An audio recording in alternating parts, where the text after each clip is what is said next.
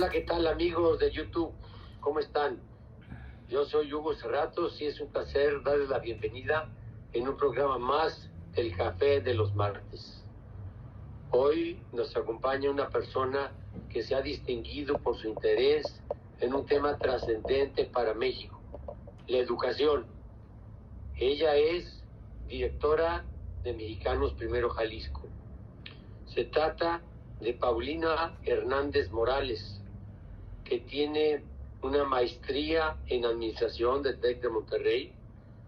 Es editorialista invitada en Mural en temas de educación, miembro de la Comisión de Educación de Coparmex y elegida por el Congreso del Estado de Jalisco como consejera ciudadana del Sistema de Mejora en la Educación. Hola Paulina, ¿cómo estás? Hola, ¿qué tal, Hugo? Gracias por invitarme a tu canal de YouTube. Bienvenida. Esta es una ocasión muy importante para hablar de este tema que es trascendente para el desarrollo de todo nuestro México. Platícanos, Paulina, ¿qué hace Mexicanos Primero y qué opinas de la instrucción como base de la prosperidad de un pueblo? Mexicanos Primero es una asociación civil, tiene alrededor de 15, 16 años trabajando a nivel nacional y aquí en el estado de Jalisco tenemos más de 8 años. Y bueno, lo que hacemos específicamente se llama defensa del derecho a aprender de los niños y niñas de nuestro estado.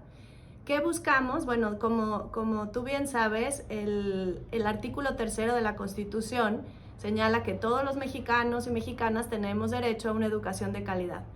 Entonces, nuestro trabajo consiste en verificar que se garantice ese derecho y además en hacer no solo observación, o sea, no funcionar solo como observatorio ciudadano, sino también como también para generar propuestas de política pública educativa. Entonces, para esto hacemos investigación.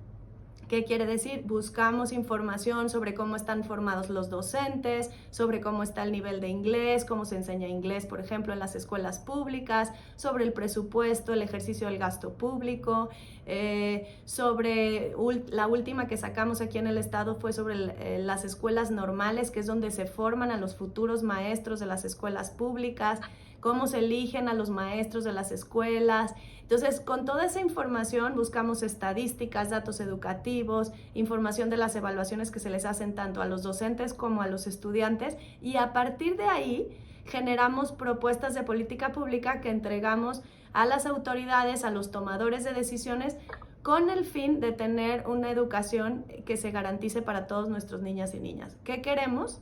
Queremos 3 cosas. Una, que los niños y niñas estén en la escuela, o sea, que haya cobertura educativa, que todavía hay partes en México donde no está la cobertura plena. Y por otro lado también queremos, en la número 2, queremos que aprendan en la escuela, porque no es solo estar, sino también que aprendan. No es lo mismo calentar la silla y estar escuchando al docente, sino también luego sacar un examen y ver por pruebas estandarizadas que sabemos los saberes básicos de matemáticas y de lenguaje y comunicación y demás.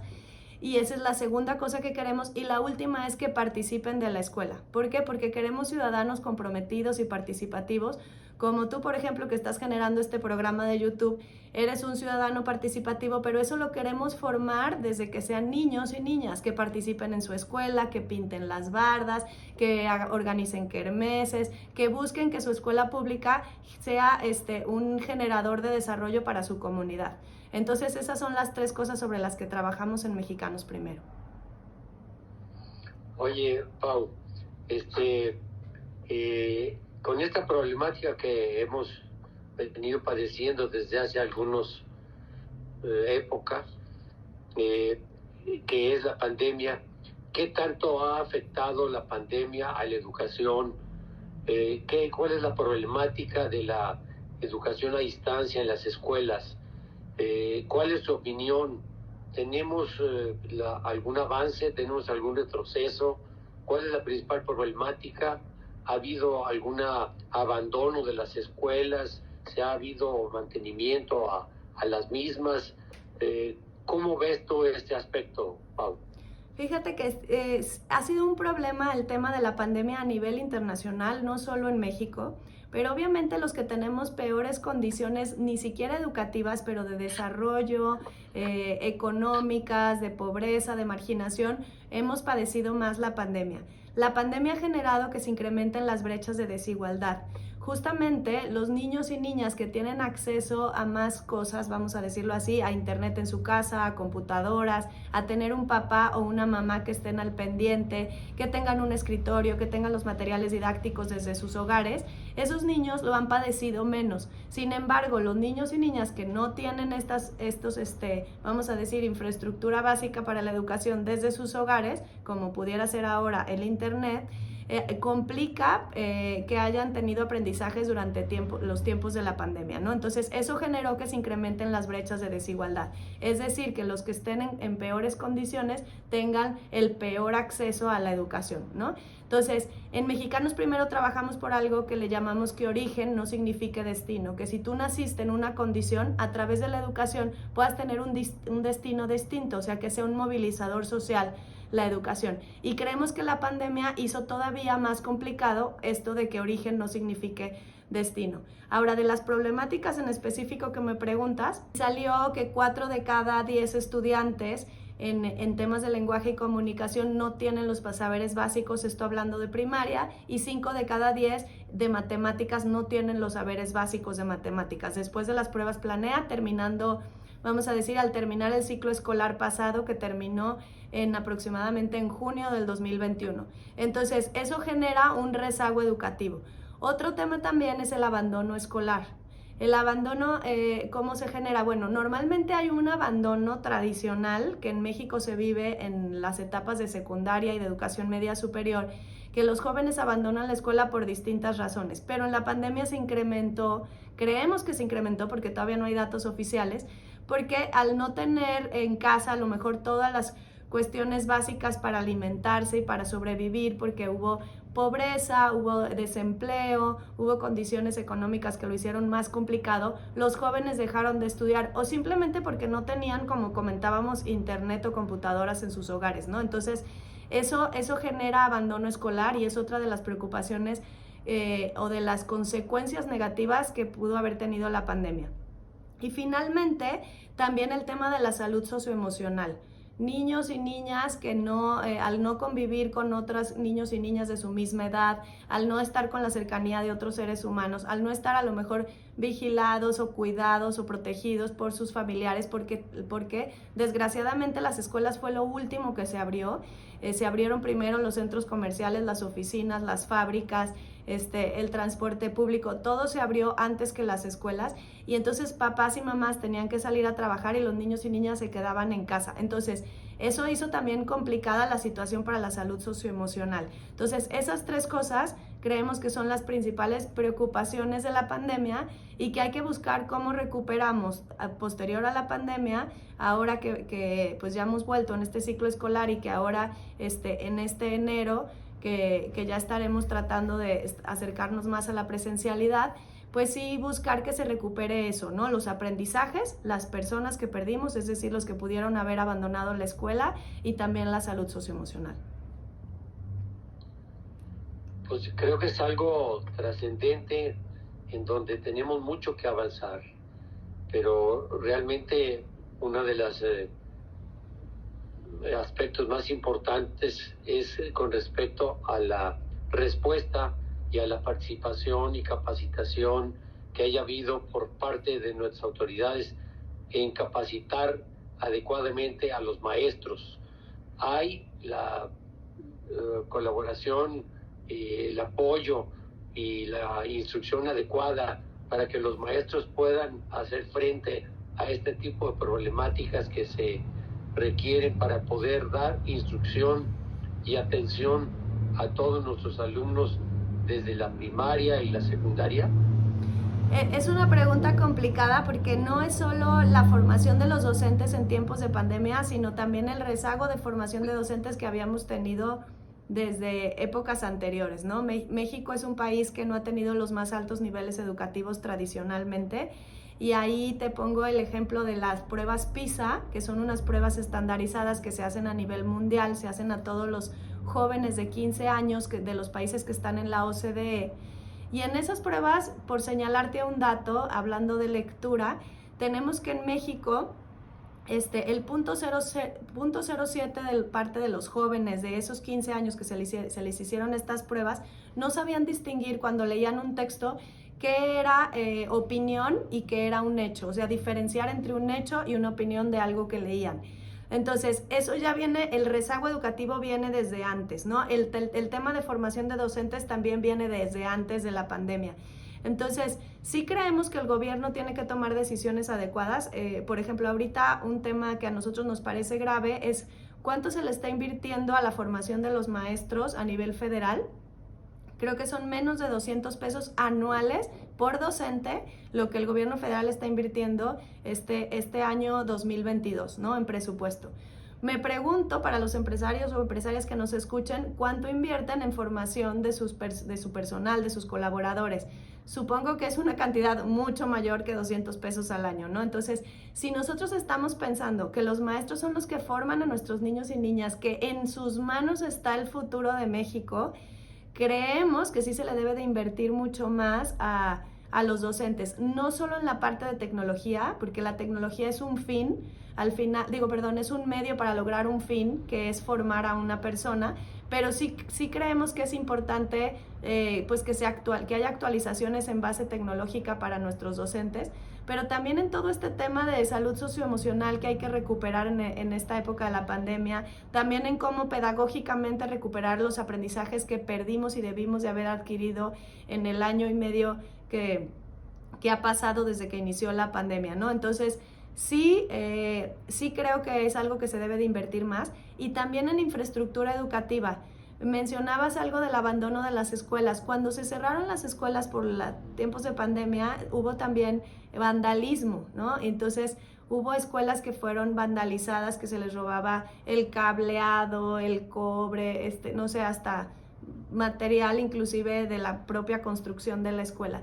Y entonces esas escuelas vandalizadas lo tienen todavía más difícil para volver a la presencialidad, porque hay que volverlas a reconstruir, hay que volverles a poner electricidad. Entonces ya no es solo el tema del internet, sino también el tema de la electricidad, empezando por ahí, ¿no? Entonces, sí hay muchas cosas que recuperar después de la pandemia, y sí creo que todos como ciudadanos debemos de ser más participativos y poner más ojo en esto de la educación, porque si queremos un mejor México en el futuro, ahí es donde tenemos que invertirle el día de hoy. Yo considero que la educación es el arma más poderosa que podemos usar para cambiar el mundo.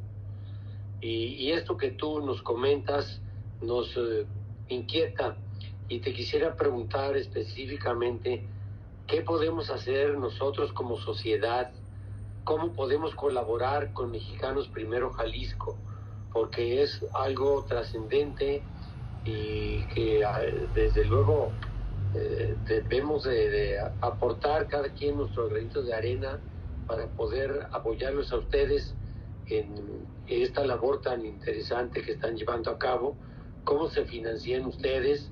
¿En dónde pueden encontrarte? ¿Qué específicamente ideas concretas puedes mencionarnos?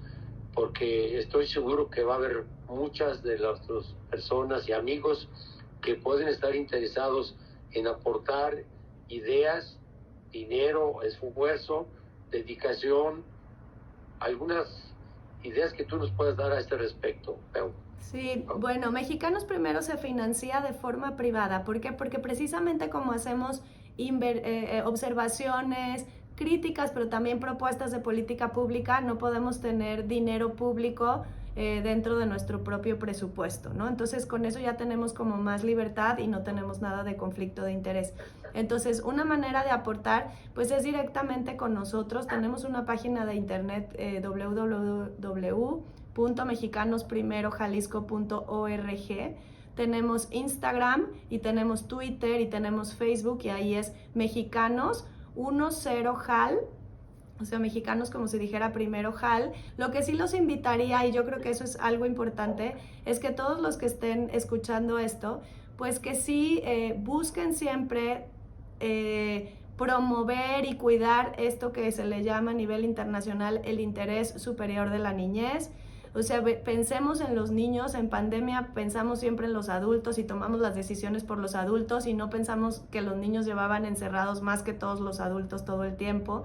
Que cuidemos esto, que cuidemos nuestro futuro, que busquemos mejorar la educación, participar en los temas educativos desde las escuelas de nuestros propios hijos o hijas, que participemos como ciudadanos. Simplemente la participación ciudadana va a hacer que nos vaya mejor como país, ¿no? Que participemos en nuestra colonia, en nuestro barrio, en los problemas públicos que vemos alrededor de nuestra propia ciudad, ¿no? Entonces, eso creo que puede ayudar mucho.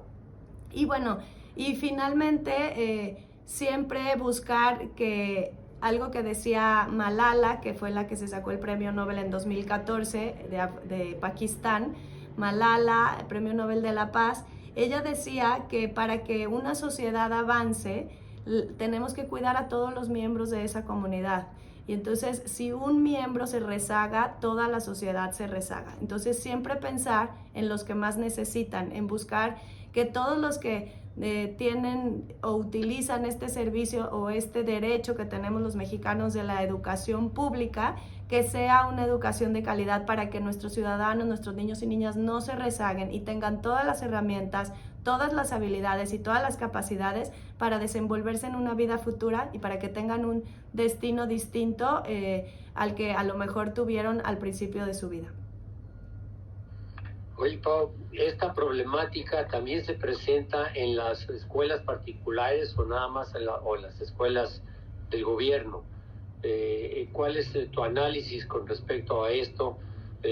¿O qué ventaja o desventaja está en esta problemática dependiendo del tipo de educación que reciben nuestros hijos o nietos?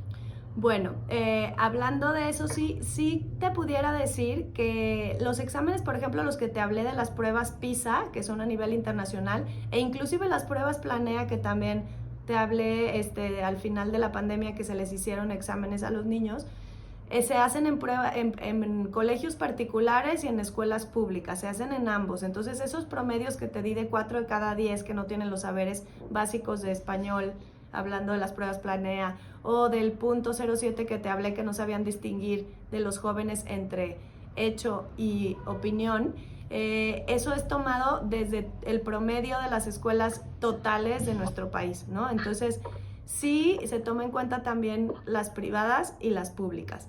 Entonces, creemos que no es solo un problema de la educación pública, es un poco como oferta y demanda, ¿no? Un país que tiene una buena educación pública tiene competencia en la educación privada de un alto nivel.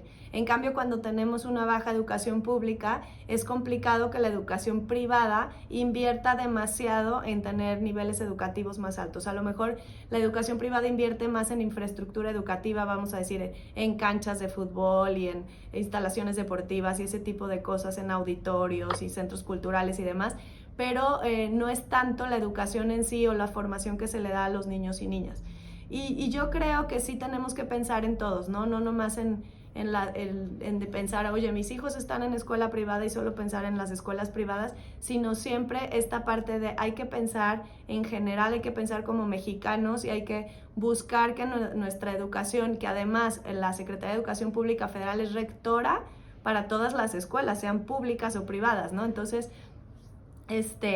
pues sí buscar que tengamos un buen sistema educativo y que siempre esté enfocado a esto que es la garantía de nuestro derecho a la educación.